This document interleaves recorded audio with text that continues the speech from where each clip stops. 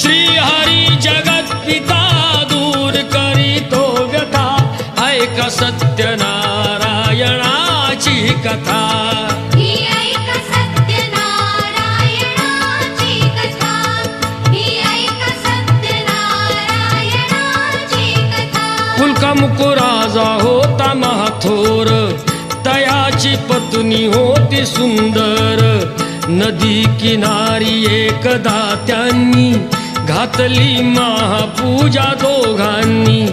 आली एक नौका त्याच मार्गानी नाव भरलेली पूर्ण द्रव्यानी होती व्यापारी साधू बाण्याची रीत पाहण्यास आला पूजनाची उल्कामुक त्यास